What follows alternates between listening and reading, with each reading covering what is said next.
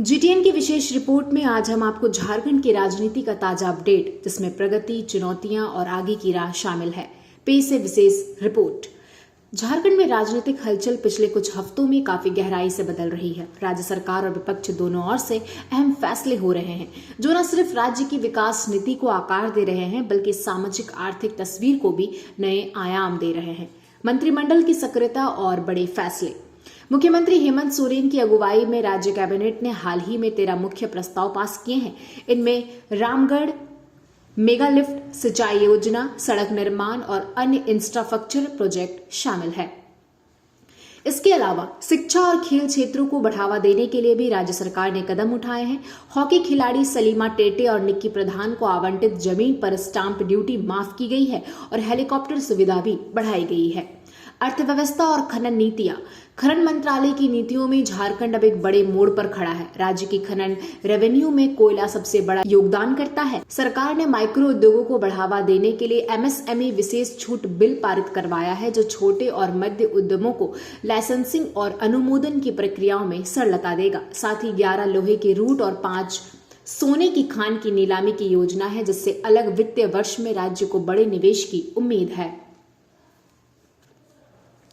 ऊर्जा स्वतंत्रता की ओर कदम। झारखंड ने बिजली उत्पादन के मामले में एक बड़ी उपलब्धि हासिल की है। पारूत में 800 मेगावाट की बिजली संयंत्र की कमर्शियल जनरेशन शुरू की गई है। इससे राज्य की ऊर्जा मांग में आत्मनिर्भरता बढ़ सकती है और बिजली आपूर्ति में निरंतरता आएगी। कानून व्यवस्था और पुलिस नेतृत्व में बदलाव। राज्य में हाल ही में कानून व्यवस्था के महत्वपूर्ण मोड़ देखे गए हैं। डीजीपी अनुराग गुप्ता ने अपने पद से इस्तीफा दे दिया है, क्योंकि केंद्र की गृह मंत्रालय ने उनकी नियुक्ति को नियमों के अनुरूप नहीं बताया। अब वरिष्ठ आईपीएस अधिकारियों प्रशांत सिंह और एसएम भाटिया संभावित उत्तराधिकारी बताए जा रहे हैं। सामाजिक सुरक्षा और मजदूरों का कल्याण। मजदूर और श्रमिक कल्याणों के मोर्चे पर भी झारखंड सरकार बड़ी पहल कर रही है। राज्य ने प्लेटफॉर्म आधारित गिग वर्कर्स के लिए कल्याण और पंजीकरण की एक बिलिंग तैयारी की है, जिससे उनकी सामाजिक सुरक्षा मजबूत हो सके। इस कदम से हजारों ऐसे कामगारों को लाभ मिल सकता है, जिन्होंने पारंपरिक नियोक्ताओं के बजाय डिजिटल प्लेटफॉर्म्स पर काम किया है। चुनाव और लोकतांत्रिक सरगर्मियां। घाटशिला उपचुनाव। जेएमएम के सोमेश चंद्र सोरेन ने घाटशिला विधानसभा क्षेत्र में जीत दर्ज की है, जो राज्य की राजनीति में अगले कुछ समय की दिशा को संकेत देता है। चुनावी सुरक्षा। झारखंड बिहार की सीमा पर 43 चेक पॉइंट्स बनाए गए हैं, ताकि आगामी चुनावों में चुनावी सुरक्षा और पारदर्शिता सुनिश्चित की जा सके। मतदाता अधिकार यात्रा।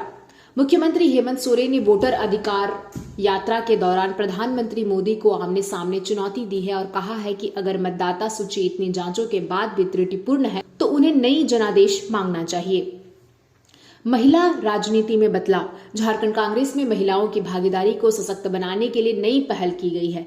रामा खालको को झारखंड महिला कांग्रेस की अध्यक्ष नियुक्ति किया गया है। यह कदम महिला नेतृत्व को बढ़ावा देने और राजनीतिक निर्णय प्रक्रिया में महिला आवाज को मजबूत करने की दिशा में माना जा रहा है। झारखंड की 25वीं स्थापना वर्षगांठ।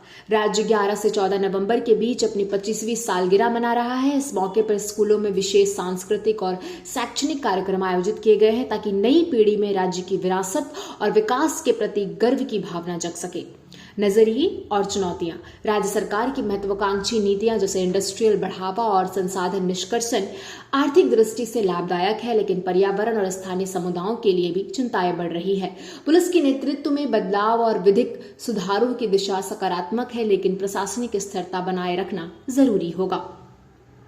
चुनावी संबंधित सुरक्षा उपाय और मतदाता अधिकार यात्रा यह दिखाते हैं कि लोकतांत्रिक प्रक्रिया को मजबूत रखने पर सरकार की नजर है, लेकिन विपक्ष और नागरिक समाज की निगरानी भी बढ़ रही है। महिलाओं की भागीदारी में बढ़ोतरी एक सकारात्मक चिन्ह है, लेकिन उसे जमीनी स्तर पर गहरे पेठ देने की जरूरत है। निष्कर्ष। झारखंड की राजनीति आज महत्वाकांक्षी सुधार, उद्योग उन्नयन और सामाजिक न्याय के बीच संतुलन खोजने की जद्दोजहद कर रही है।